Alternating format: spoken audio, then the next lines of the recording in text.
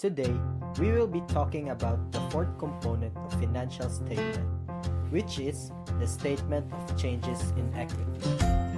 Today, we will be helping Ronax and Junax about their difficulties and troubles regarding the statement of changes in equity. Good morning, ma'am. Good morning. How may I help you? Statement of changes.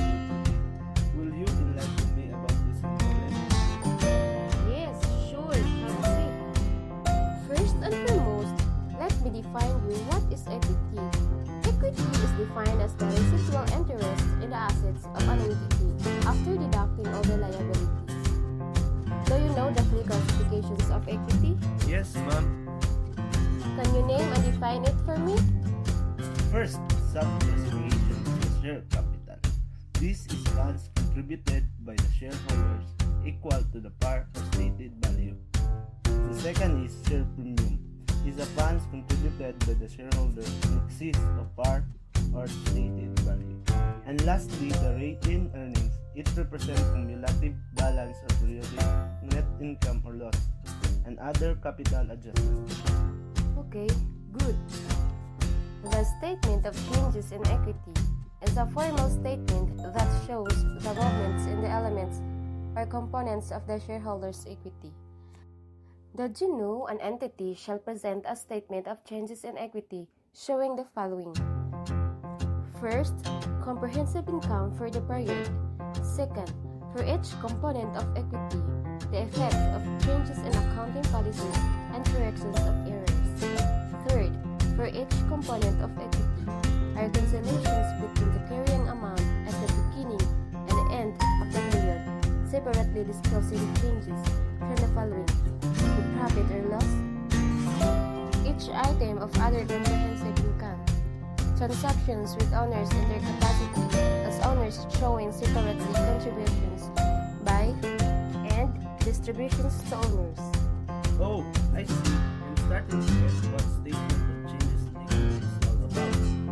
How about the statement of retained earnings? What is the significance of it?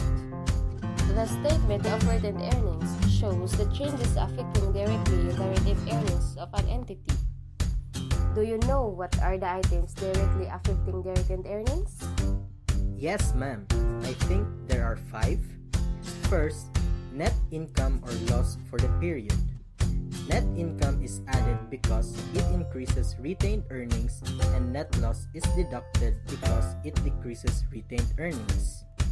Second is prior period errors.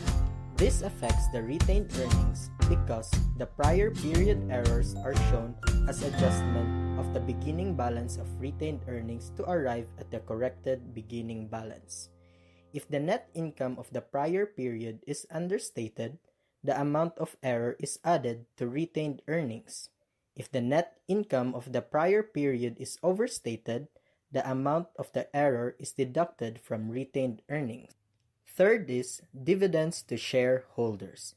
This affects the retained earnings because the dividends declared or paid during the year shall be deducted from the retained earnings. And fourth, effect of change in accounting policy. This is shown as an adjustment of the beginning balance of retained earnings. If the net income of prior period is understated because of change in accounting policy, the effect is added to the beginning retained earnings. While if the net income of prior period is overstated because of change in accounting policy, the effect is deducted from the beginning retained earnings. But for the fifth item, which is retained earnings appropriated, I'm not so sure if what it is all about.